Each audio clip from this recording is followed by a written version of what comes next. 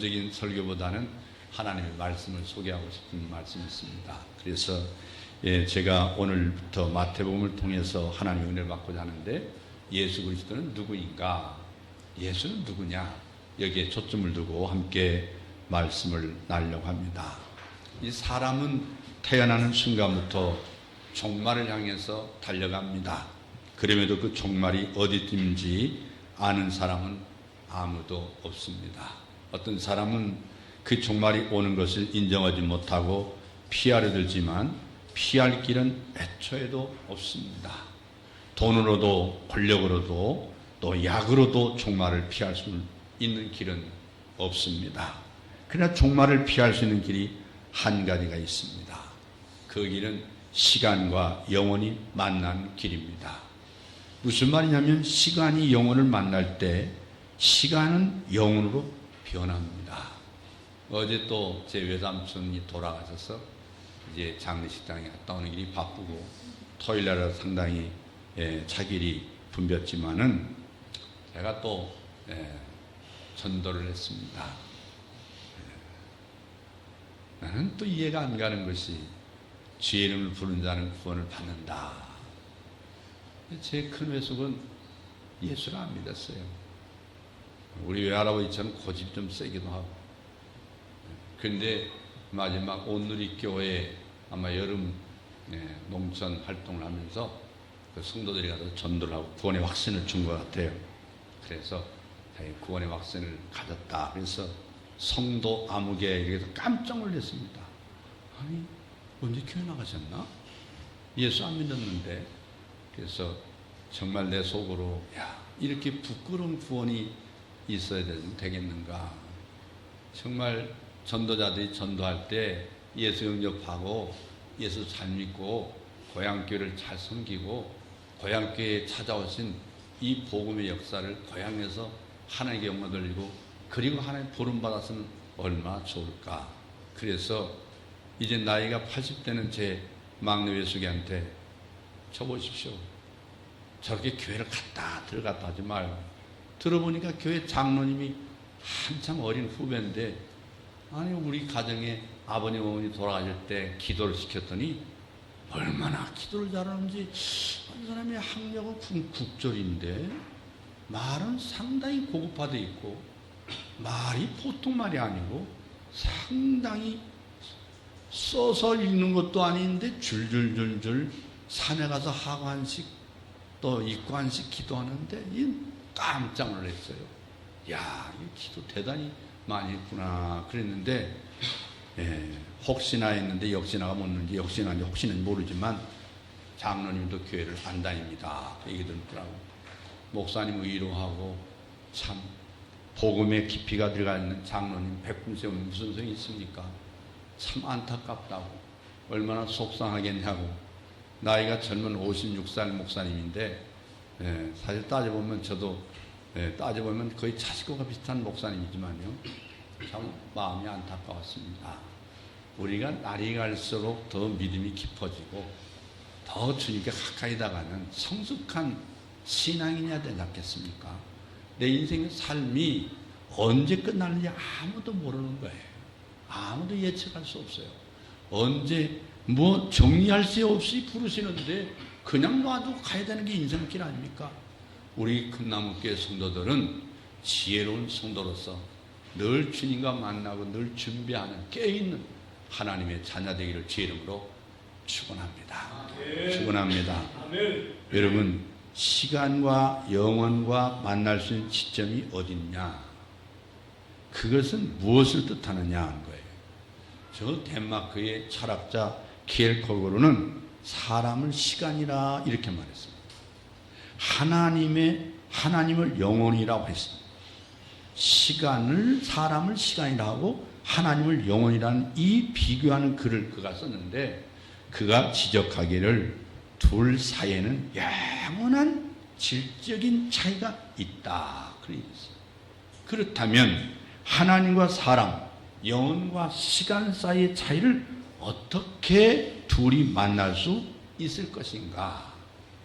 영원이신 하나님 쪽에서 시간인 사람 쪽으로 다가왔을 때 스스로 다가와 만날 때 그 만남이 가능해지는 거예요. 이것이 기독교의 신비고 기독교의 축복이고 기독교만이 계시의 종교예요.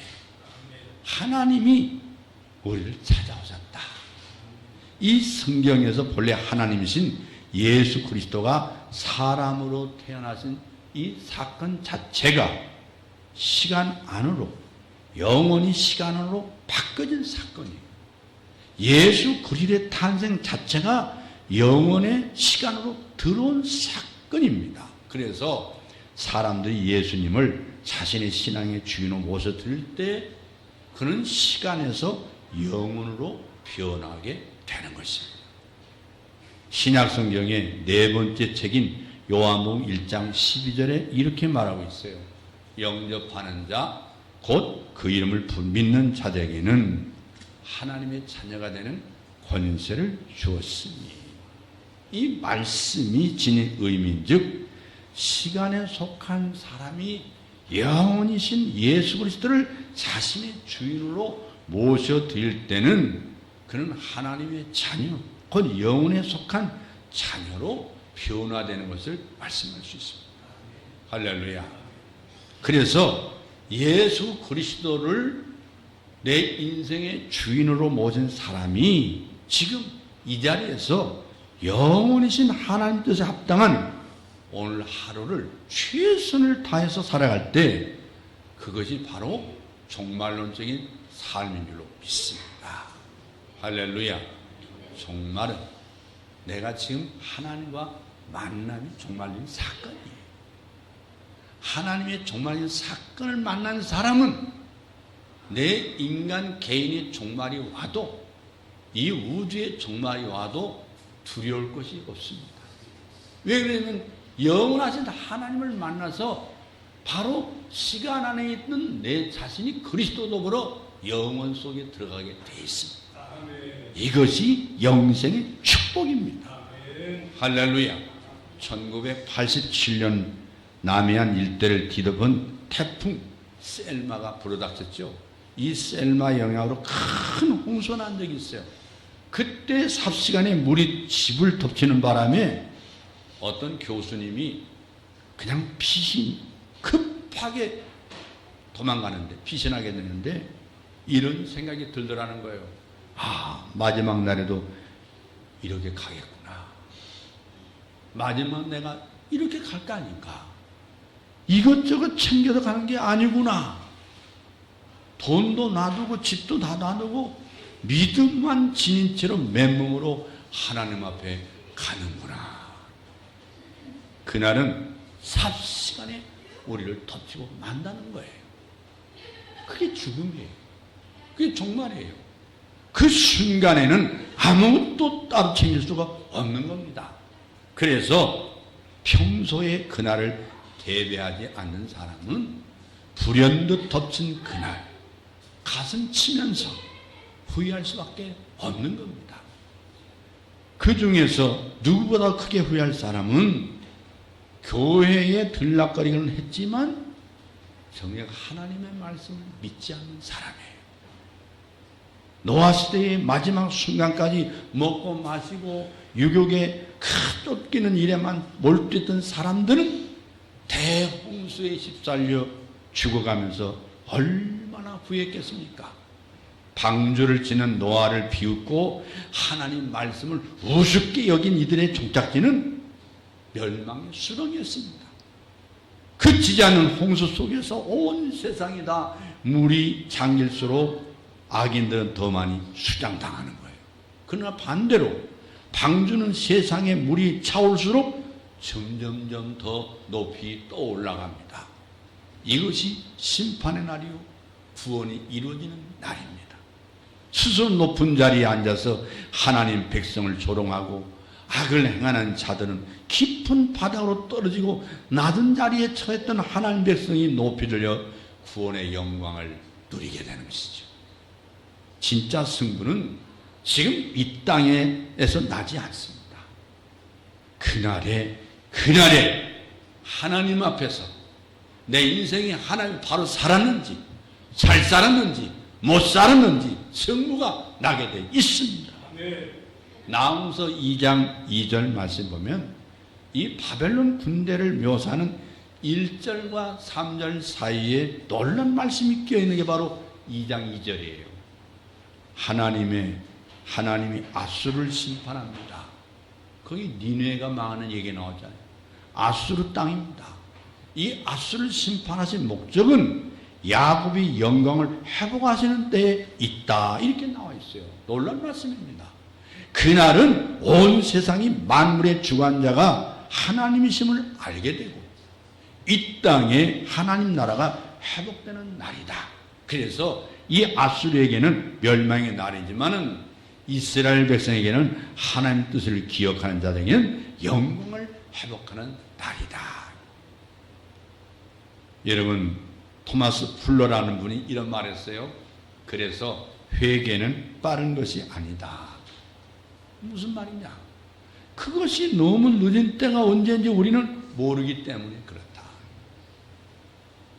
회개는 지금입니다. 오늘부터 제가 이제 절기설교 외에 마태가 증언한 그리스도를 선포하고 싶습니다. 대체 예수님은 누구시냐? 조금 어렵게 들리기 모르겠습니다. 말씀을 시작합니다. 마태복음 서두에 보면 1장 1절에 아브라함과 다윗 자손 예수 그리스도의 세계라.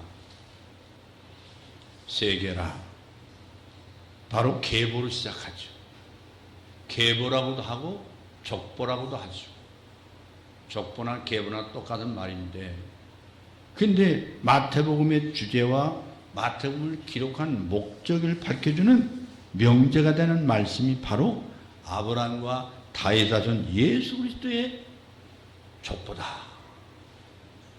여러분, 마태복음이 기록한 목적이 분명한 목적을 여기서 기록하고 있는 거예요. 왜 마태복음을 기록했느냐? 그 목적은 나사렛 예수는 하나님께서 아브라함과 다윗에게 언약하신 그리스도이심을 증언하는 거예요. 예수는 그리스도다. 그렇게나 우리가 지금도 오신 예수를, 다시 오실 예수님을 재림을 기다리고 있어요. 구약에서 하나님께서 약속한 대로 구약의 사람들, 유대인들, 이스라엘 백성들이 그렇게나 기다렸던 예수 그리스도. 예수는 그리스도다. 예수 그리스도. 굉장히 중요한 말이에요. 여러분, 예수는 사명의 이름이에요. 죄에서 구원할 자란 얘기예요. 그래서 사명이 사명. 예수는 왜 이 땅에 오셨느냐? 죄에서 구원할 자다. 그 사명을 준 이름이 예수예요. 여호수아도 똑같은 말이에요. 그럼 그리스도라는 말은 뭐냐? 직능을 말하는 거예요. 그 사명의 직책이 뭐냐? 그를 위해서 기름 부었다. 기름 부었어요. 선택을 받아 기름 부었다. 아멘. 중요한 거예요. 그래서 아브라함과 다윗 자손 예수라 하지 않고 예수 그리스도의 세계라 이렇게 말씀하고 있어요. 예수 그리스도의 족보다. 1장의 족보를 자세히 보시면 2절에 아브라함에서 6절 다윗까지, 다윗에서 바벨론 포로 때까지, 포로에서 그리스도라 칭하는 예수가 나시라는 16절에서 말씀하고 있는데, 거기 14대씩 세 부분으로 정리하여 계시하고 있습니다. 14대, 14대, 14대. 다음에 더 중요한 말씀을 계속 들어가려고 오늘 서론이나 비슷한 말씀으로 함께 가려고 합니다. 이렇게 하는 의도가 뭐냐? 이 족보를 통해서 보여주는 건 뭐냐? 아브라함과 다윗과 예수를 부각시키고. 그럼 아브라함과 다윗은 하나님의 구원사에, 하나님의 구속사에 그 산맥에 우뚝 솟아있는 두 큰 봉우리와 같은 거예요. 거봉, 클것자, 봉우리 봉자, 큰 봉우리. 누가? 아브라함과 다윗. 굉장히 중요해요. 이 산맥이 뭐냐면 그리스도라 칭하는 예수께서 뻗어내려온 것을 보여주려고 하는 거예요. 하나님의 구원사가 이렇게 뻗어내려온 것이다. 그래서 하나님께서 아브라함에게 창세기 22장 18절에 내 씨로 말미암아 천하 만민이 복을 받으리라. 천하 만민. 이 약속이었죠. 이 커버넌트라고 그래요. 영어로. 약속. 물론 테스터먼트라고도 하지만 하나님의 약속, 커버넌트. 내가 약속했어. 다윗에게 사무엘하 7장 16절 말씀 보면은 이 말씀 보면은 내 의가 영원히 견고하리라. 내 의가 뭐예요? 자리. 너의 자리. 그 자리가 뭐예요? 하나님께서 천하 만민을 구속하실 수 있는 언약의 자리를 하나님이 영원토록 내 의가 무너지지 않는다.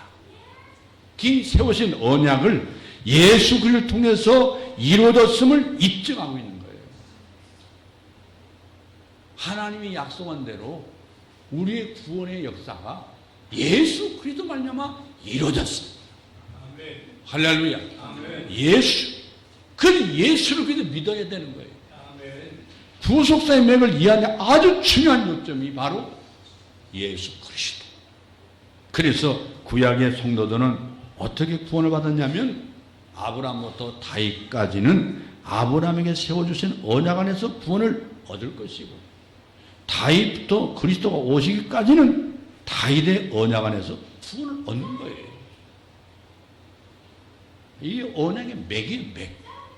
그래서 만일 다른 데로 말미암아 구원을 얻었다고 주장한다면 예수 그리스도 자체를 부인하는 거고, 예수의 죽으심을 부인하는 겁니다. 예수 자체를 부인하는 거예요. 왜냐?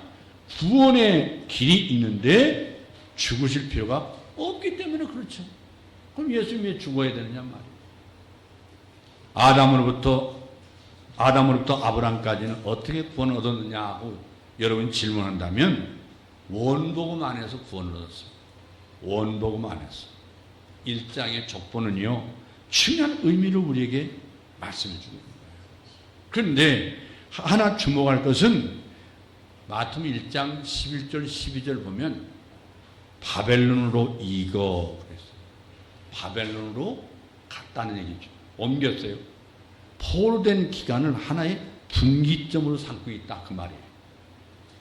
이스라엘 백성들이 하나님의 언약을 저버리고 포로로 이제 잡혀갑니다. 이것은 무엇을 우리에게 말하냐면 하나님의 언약은 이 다윗의 왕위가 포로 기간에도 단절되거나 중단된 게 아니로 계속 계승시켜 나오고 있는 것이다. 이걸 꺼져가는 등도 끄지 아니하시고 상한 가져서 꺾지 않는 하나님의 구원의 역사예요. 할렐루야. 이 놀라운 사실. 그렇기 때문에 구약 성경의 주인공은 누구냐? 예수 그리스도예요. 구약에도 그리스도예요. 그 구약 성경의 기록 목적도 히브리서에 보면 1장 1절에 여러 부분과 여러 모양으로 그리스도를 청사진을 보여줬다 이렇게 말씀하고 있어요. 히브리서에 1장 1절에 그래야만 나사렛 예수가 그리스도이심을 기록된 말씀을 들어서 입증할 수가 있는 거예요. 이 중요한 말씀이죠.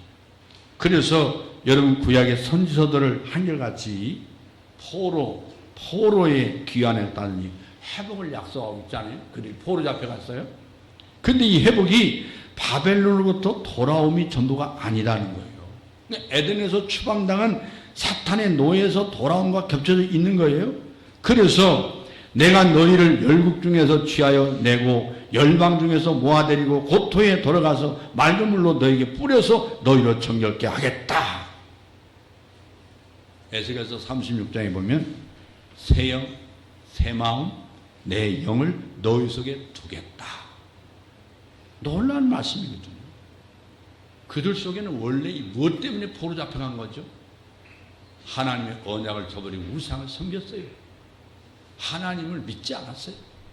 그러하여금 그들이 현재 영혼이 더럽혀졌어. 그 더럽힌 자 하나님께서 그들을 내버려 둔 게 아니라 바벨론의 포로로 넘겨줘 버린 거예요. 그 기간을 통해서 하나님께서 뭘 요구하는 겁니까? 오늘 찬양한 것처럼 돌아와라. 돌아와라.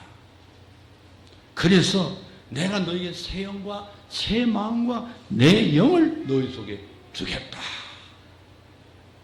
이 바벨론부터의 포로의 생활에 돌아오고 예수 그리스도 동안 포로게 하는 이 겹친 걸 그림으로 계시해 주고 있는 말씀이 에스겔서 36장의 말씀이에요. 그래서 이 마태복음에는 보면 마태복음 1장 22절에 뭐라고 했냐면 이 모든 일이 된 것은 주께서 선지자로 하신 말씀을 이루려 하십니다.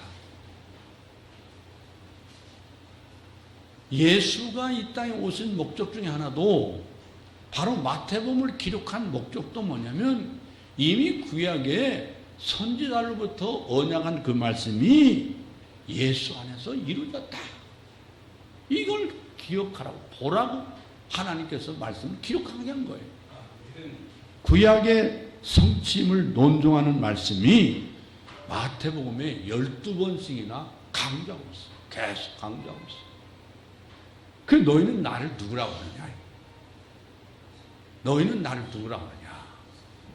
그래서 주의 이름을 부른 자는 구원을 받는다고 하는 이 사실이에요. 네가 교회를 몇 년 다녔느냐? 네가 교회 직분이 뭐냐? 네가 하나님께 얼마나 11조 많이 했냐? 그걸 이야기하지 않잖아요. 예수를 구세주로 영접했냐? 예수는 나의 구주. 우리 선교사님 늘 말씀, 예수 내 구주. 예수는 내 구주입니다 하고 고백하고 있느냐? 예수를 나의 구주로 영접하지 않고 고백하지 않으면 구원을 받을 수 없다는 말씀입니다. 내 행위로는 구원받을 수 없어요. 오직 하나님의 의로만 구원받을 수 있는 것이 바로 예수 그리스도예요. 그래서 너희는 나를 누구라고 하느냐? 마태복음 크게 두 부분으로 나눌 수 있는데 그 분기점이 뭐냐면 주님께서 제자들에게 너희는 나를 누구라고 하느냐고 물으신 16장 15절 말씀입니다. 마태복음 16장 15절. 이를 분기점으로 해서 전반부는 뭐냐면 예수가 누구냐인데 초점을 맞추고 있다면 후반부 뭐냐? 그분이 그렇다면 왜 오셨느냐? 예수가 누구고 왜 오셨느냐? 여러분 이것을 증가하는 게 전도입니다. 그러므로 복음서에 등장하는 이 기사와 이적은요, 예수가 누구인지를 보여주기 위한 표적으로 봐야 되는 거예요. 아, 이분은 우리가 기대하던 그리스도, 메시아, 하나님이시다. 할렐루야. 그 예수님께서 이적을 행할 때 어떤 얘기를 하셔요? 죽은 자를 살리시고, 병든 자를 고치시고, 가난한 자를 부욕케 하시고, 없는 걸 있게 하시고, 이 모든 표적과 기사와 이적은 예수가 누구냐? 예수가 누구냐? 그래서 주님은 제자를 부르셔서 3년 동안 훈련을 시킵니다. 너희는 나를 누구라고 하느냐? 너희는 나를 누구라고 하느냐? 주는 그리스도시요 살아계신 하나님의 아들입니다. 할렐루야. 이 고백을 들으신 후에 예수님께서 마태복음 16장 21절 말씀 보면 이때로부터 예수 그리스도께서 자기가 예루살렘에 올라가 장로들과 대제장들과 서기관들에게 많은 고난을 받고 죽임을 당하고 제3일에 살아내야 할 것을 제자들에게 비로소 가르치십니다. 그때부터 가르쳤다. 그러면 그들은 따르지 않았을 것입니다. 예수가 누구인지를 인식하기 전에 예수님만이 죽었다면 예수를 따르겠어요? 예수의 죽음이 뭔지도 모르고 예수님이 갑자기 돌아가셨어요. 아, 이분이 왜 죽었지? 의미를 모르는 거예요. 여러분, 복음서에 예수가 누구냐? 그리스도요 하나님의 아들입니다. 믿습니까? 아멘.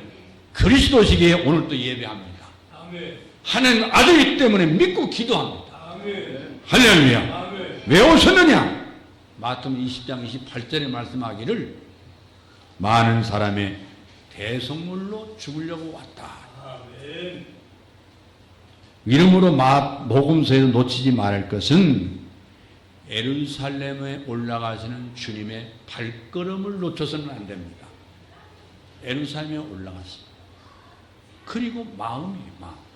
여러분, 예루살렘에 올라가 많은 고난을 받고 죽임을 당하고 제3일에 살아나야 할 것을 제자들에게 빌어서 갇히신 예수님께서 그 이유로 비장한 마음으로 예루살렘을 향해서 나아가고 있는 거예요. 여러분, 마태복음 20장 18절에 보면 보라 우리가 예루살렘에 올라가노니 인자가 그 사람의 아들이에요. 바로 역사 속에 오신 예수, 영원히 시간 속으로 오신 하나님, 그가 인자가 대제사장과 서기관들에게 넘기움에 저희가 죽이기로 결단하고 죽이려고 약속하고 이방인에게 넘겨주어 그를 능욕하며 채찍질하며 십자가에 못 박게 하리니 제3일에 살아나리라. 예수의 부활을 믿습니까? 내부활을 또 믿습니까? 할렐루야. 그 때문에 누가복음 보면 누가복음 9장 51절에 예수께서 죽으시고 부활 승천하실 기약이 차감해 예루살렘을 향하여 올라가기로 굳게 결심하시고, 승천의 속에는 죽으시고 부활하심과 승천이 포함된 말씀이에요. 이 점이 어떻게 중요하냐면 예루살렘에 올라가시면서 하신 많은 교훈들을 이런 맥락과 주님의 심정을 가지고 보야만 바르게 이해할 수 있는 거예요. 복음서 이에는 주님의 행적이 있고 주님의 교훈이 있고 주님이 행하신 기사와 이적들이 많이 등장하는데, 단편적으로 본다면 복음서의 기록 목적과 주제를 이탈하게 됩니다. 중요한 건 예수가 누구냐, 그는 왜 오셔야 했느냐, 왜 와야 했느냐 하는 이 구도의 입장에서 이 말씀을 봐야만 성경이 보이기 시작하는 거예요. 그래서 구주되신 구속되는 그리스도를 증거하는데 우리가 통일성을 가져야만 될 줄로 믿습니다. 이것이 성경의 통일성이에요. 40명이 1600년 동안 하나님의 성령의 감동을 받아 하나님의 계시 말씀을 기록했지만 일괄성, 통일성이 있는 게 이 말씀이에요. 그래서 여러분, 예수가 누구냐? 여러분, 여기에 많은 사람들이요, 착각과 혼동이 있는데 복음서를 설교하면서 이 구도와 통일성을 망각하면 복음을 증거하고 있는 게 아니고 교훈을 증거하려고 자꾸 애씁니다. 그래서 왜냐? 복음서는 주님의 탄생을 시작해서 죽으시고 그리고 살아나셔서 이 한편의 증언의 설교가 바로 복음서예요. 마태가 증언한 그리스도에 관한 설교예요. 예수는 그리스도라는 설교가 마태복음이에요. 마가가 증거하는 설교, 누가가 증거하는 설교예요. 한편의 설교예요. 그래서 이 복음서는 예수님의 탄생으로 시작해서 하나님의 언약대로 나의 죄를 위하여 죽으시고 나의 영원한 생명을 위하여 다시 사시고, 이 영원한 생명을 우리에게 주신 것이 바로 하나님의 은총이요 사랑인 줄로 믿습니다. 할렐루야. 이걸 놓치면 안 돼요. 그런데 이걸 산산조각이나 유리조각처럼 취급한다면 복음이 아니고 교훈으로 남는 거예요. 교훈, 그 다음에 축복, 기사, 이적, 여기에 떨어지는 거예요. 여러분, 그리스도의 십자가의 대속의 죽음과 부활과 승천이 없는 복음은 복음이 아니에요. 기사와 이적이 복음이 아니에요. 그리스도 예수가 나를 십자가에 대속의 죽을 다. 이 축복이 없는 사람이 어찌 물질의 축복이 있으며 기사와 이적이 축복이 되며 그게 무슨 능력이 되겠습니까? 바람을 잡는 거 마찬가지예요. 그래서 복음서는 주님의 탄생을 시작해서 죽으시고 다시 사심을 증거하고 있는 한편의 설교다. 그러므로 성경은 이 점들의 집합체가 아니에요. 많은 분들이 점을 찾아 교훈을 찾아요. 아닙니다. 하나님의 구원사가 선으로 이어져 있어요. 어디까지? 창세기 1장 1절부터 1189장 요한계시록 22장까지 성경 66권에 하나님의 구원의 맥이 선으로 이어진 거예요. 이것이 구원의 산맥이에요. 할렐루야. 이 구원의 맥을 놓쳐서는 안 돼요. 이 구원의 맥에 아브라함과 다윗을 하나님께서 사용하셨단 말이에요. 오늘의 설교들이 구속사라고는 선을 보지 않고 교훈적으로 점으로 접근하니까 성경을 보나마나 불경책을 놓고도 그 소리를 할 수 있는 거고 사사상경을 퍼놓고도 그 소리를 할 수 있는 거예요. 성경이 아니에요. 근데 성경으로 둔갑하고 있는 게 웃기는 거예요. 왜 그러냐? 점으로 보기 때문에. 이런 맥락에서 복음서에 등장하는 기사와 이적과 사도행전에 등장하는 기사와 이적은 그 의미가 전혀 달라요. 무슨 말이냐면 복음서, 마태, 마가, 누가복음, 또 요한복음 이 복음서의 기사와 이적은 예수는 누구냐를 보여주는 표적이에요. 예수가 누구냐. 근데 사도행전에 나오는 기적은 십자가에 못 박아 죽인 예수가 다시 살아나셨다는 표적이에요. 할렐루야. 그래서 베드로는 사도행전 3장 15절 보면 너희가 생명의 주를 죽였도다. 그러나 하나님이 죽은 자 가운데 살려섰으니 우리가 이 일의 증인이로다. 그 이름을 믿음으로 그 이름이 너희 보고 아는 이 사람을 성하게 하였느니라. 안진뱅이를 고친 것은 주님이 살아나셨다. 할렐루야. 누구든 예수 이름을 부르기만 하면 이 안진뱅이처럼 다사 살아나리라. 일어나리라. 고침을 받으리라. 할렐루야. 이 하나님의 표적이에요. 이 표적이에요. 그래서 베드로는 나면서 안진뱅이 자를 일으킨 후에 사도행전 3장 15절을 보면 너희가 생명의 주를 죽였도다. 그러나 하나님이 죽은 자 가운데 살리셨으니 우리가 이 일의 증인이로다. 할렐루야. 그러니까 저들은 부활하는 도, 생명의 도, 생명의 진리를 전함을 싫어하여 저희를 잡음해. 어디에? 사도행전 4장 2절 3절에 세상에 악한 영이 들어간 귀신의 영에 지배를 받는 사람들 전도하면 싫어합니다. 여러분, 우리 몸에 하나님 영이 들어온 사람은 찬송을 들어도 즐겁고 기도를 들어도 즐겁고 말씀을 들어도 힘이 나고 기쁩니다. 마귀가 들어가 있는 사람은 찬송을 들어도 기가 따갑고 전도는 더군다나 듣기 싫고 설교도 듣기 싫고 예수쟁이라면 다 싫은 거예요. 왜 그렇습니까? 악한 귀신이 들어가 있어요. 악한 영이 역사하고 있는 거예요. 하나님 말씀 들 때 찬양을 드리고 기도할 때 그 영은 성령이 그 가운데 성전상가 계신 걸 믿으시길 바랍니다. 아멘. 할렐루야. 아멘. 그래서 이 마태복음은 주님의 사역을 영적 출애굽이라고 해석해 주고 있는 거예요. 영적 출애굽을 했다. 아기 예수가 헤롯의 음모를 피하여서 애굽에 내려가는 것을 2장 15절 보면 주께서 선자로 말씀하신 바 애굽에서 내 아들을 불렀담을 이루려 하십니다. 여러분, 우리가 죄 가운데 있을 때, 저 영적인 애굽에 이집트에 있을 때, 사탄의 지배를 받을 때 하나님께서 오늘 우리를 내 아들아 내 딸들아 불러주셨다. 할렐루야. 그래서 호세아서 11장 1절에 보면은 구약 교회의 출애굽을 가리키는 말씀이라고 인용하고 있는 거예요. 이 말씀.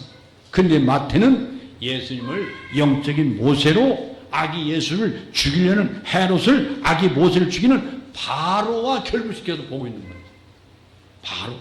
바로 된 누가 있어요? 사탄의 영이 있어요. 주님의 애굽으로 망명했다가 돌아온 이를 출애굽과 결부시키고 있는 말씀입니다. 이런 엄청난 비약이면서도 놀라운 하나님의 영감이 아닐 수가 없습니다. 하나님의 감동인 거예요.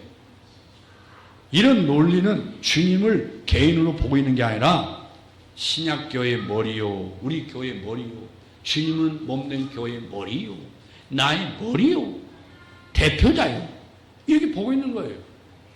그렇습니다. 바로 인류의 대표인 아담은 범자여 모든 인생을 멸망으로 끌어갔지만 예수 그리스도는 모든 믿는 자의 머리로서 우리를 생명길로, 영생길로, 천국으로 인도한 줄로 믿습니다. 할렐루야. 복음은 영적 출애굽 사건임을 주님께서 뭘로 보여주느냐? 6월절 날 양이 되어서 양이 이스라엘 백성을 대신하여 피 흘려 죽은 것처럼 예수님은 오늘 저와 여러분을 대신해서 보혈의 피 흘려 죽어주셨습니다. 그래서 이 점이 중요한 거예요. 산상수훈을 배라고 했는데도 놀라운데 마태복음 4장 25절 이하를 보면 갈릴리와 데가볼리와 예루살렘과 유대와 요단강 건너편에서 허다한 무리가 쫓으니라. 예수께서 무리를 보시고 산에 올라가 앉으시니 제자들이 나온지라 입을 열어 가르쳐 가라하되. 가라하되가 뭐예요? 말씀하시기를. 마치 이스라엘 백성들을 애굽에서 불러내신 후에 자신의 산에서 하나님께서 하나님 백성이 주는 율법, 십계명, 헌법을 명시하잖아요. 하나님 백성이 지켜야 할 하나님과 하나님 백성 사이에 약속이에요. 약속. 그 십계명을 말씀한 장면을 상기해 수 있는 말씀이 산상수훈이에요. 이렇게 깊이 구속사로 보여야 한다면 산상수훈으로 교훈으로 보면 하나님의 말씀이 점으로 보아지기 때문에 하나님의 창세기 1장부터 이루어지는 그 언약의 산맥이 이어지질 않아요. 마치 산맥을 끊어놓는 거나 마찬가지예요. 끊어놓는 거나 마찬가지예요. 그래서 여러분 이 말씀이 얼마나 중요하냔 말이에요. 예수님께서 요단강에서 세례를 받으심으로 요단강을 걷는 걸 여러분 성취하는 것, 이스라엘 백성이 요단강을 건너 약속의 땅에 들어온 거나 이게 바로 이루어졌다. 이걸 보여준 거예요. 요단강에 세례를 받았다. 뭘 세례? 구약 이스라엘 백성이 요단강 건너가 만날이 어디야? 하나님이 약속한 가나안 땅, 그 가나안 땅 약속대로 성취한 땅에 들어가는 걸 성취했다는 사실을 기억하라고 예수님이 요단강에서 세례를 받으시고 세례를 베푸신 거예요. 할렐루야. 이 사실을 깊이 안 보고 있는 사람이 너무나 많아요. 그래서 성경은 짜게 하는 것이 없다는 말씀은 하나님의 구속사의 맥에서 약속과 성취, 하나님의 언약과 이루어짐에 대해서 볼 줄 알아야 예수 그리스도, 예수는 바로 하나님의 언약하신 바로 그리스도다. 나의 구세주로 하나님께서 보내셨다. 여러분, 그래서 성령이 이끌려서 광야에서 40일 동안 시험을 당하심으로 40년 동안에 이스라엘 백성이 광야에서 시험받았지만 예수님은 바로 40일 동안 광야에서 마귀로부터 시험받을 때 이기셨지 않습니까? 뭘 상기시키는 겁니까? 구약 40년 동안 이스라엘 백성들이 바로 하나님의 언약을 저버리고 시험에 빠진 걸 기억하는 거예요. 그러나 예수님은 이 모든 걸 이루셨다. 할렐루야. 예수 그리스도 하나님 백성들을 가나안으로 인도해서 드러난 그 영적 여호수아인 겁니다. 여호수아가 이스라엘 백성을 애굽에서 가나안으로 까는데 모세를 대어 이어서 가나안 땅에 들어가는 것처럼 예수나 여호수아나 똑같은 말이에요. 예수아, 여호수아 똑같은 말이에요. 죄에서 구원할 자. 바로 사명을 말하는 거예요. 여호수아에게 준 사명은 가나안으로 이끌어 가는 게 사명. 예수님은 영적인 이집트에서 하나님 약속의 땅 가나안으로 이끌어 가는 거죠. 바로 그리스도 예수의 사명이에요. 믿습니까? 놀라운 사실이란 말이에요. 그래서 반드시 볼자라 내가 세상 끝날까지 너희와 항상 함께 있으리라. 할렐루야. 이 믿음으로 말미암아 하나님의 언약, 하나님의 그리스도의 복음이 여러분 심령에 깊이 잘 박힌 목과 같이 잘 심겨진 씨앗처럼 여러분 믿음이 장성하기를 주의 이름으로 축원합니다. 축원합니다. 기도하겠습니다.